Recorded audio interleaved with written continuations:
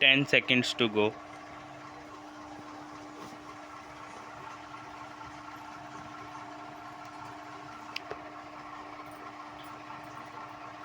Start.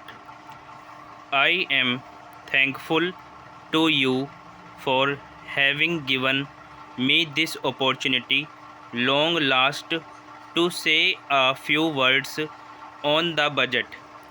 Already much has been said, and I think the finance minister has come in for his share of congratulations as well as criticisms. So there is not very much to say, but I should like to say a few words. The increased development expenditure and the absence of any new taxation has earned for the budget a good response even from the businessmen. I especially welcome the relief given to the middle classes by raising the exemption limit of income tax in respect of personal income. No doubt this is some relief to the middle classes, but I would request the finance minister if he could to raise this exemption limit from rupees 4,000 to rupees 6,000, as that would give substantial relief to the middle classes. I am indeed glad that the Taxation Enquiry Commission has been appointed with Dr. John Mathai as the chairman, and I am sure that many of the vexed problems may be solved through this commission. At the same time, I would request the finance minister to put off the estate duty bill for the present, since this enquiry commission has been appointed and they may go into this question. For I feel that it is not an opportune moment to put on more taxes on the people. Already, as Mr. Gadgil has pointed out, there are so many taxes on the people. The people are overburdened by taxes and they are just trying to recover their stability. So, in regard to estate duty, I would ask him to consider about it. My reason for asking it to be postponed is, as I have said, that the people are still facing economic distress, and then our government is not able to offer the amenities which other countries have where the estate duty exists, such as free compulsory education for children, free medical aid, homes for the poor and the destitute, old age pension, etc. So, my humble suggestion is that this point may be considered by the Taxation Enquiry Commission. I agree that there is a brighter side of the picture, and that instead of continually harping on our poverty, we should also see the bright side. We are making encouraging progress towards laying the foundation of a welfare state.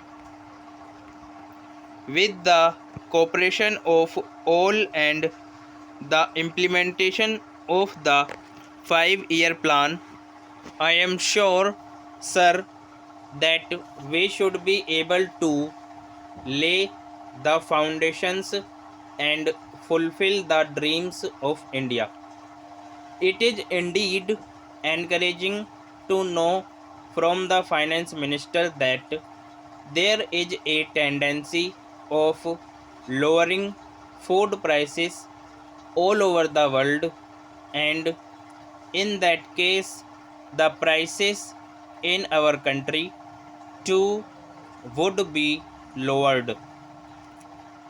Regarding defense, for obvious security reasons, I do not agree with my friends who say that the expenditure should be curtailed. It is not advisable to take any undue risks and slacken the defense arrangements. Indeed, defense is one of our valuable assets, although strange to say, there seems to be adverse opinion in some quarters. I agree with what General Karyappa once said that God and army are remembered only when there is trouble. The army consists of the most disciplined and loyal set of young men. It would not be proper to effect economy in the pay of these brave officers, as it would not be an incentive for the right type of young man to join the army, and it would become ineffective and inefficient. I believe already officers who were drawing rupees 1400 as their pay are now getting only rupees 700 and about rupees 100 as allowance. That is, they are getting about half of what they were getting before.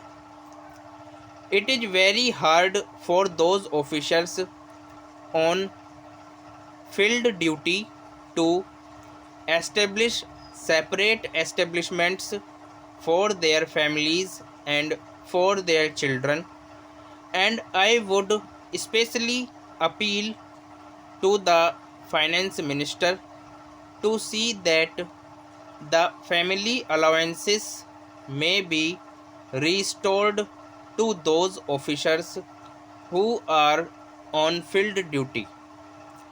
Economy in army could be effected in other ways.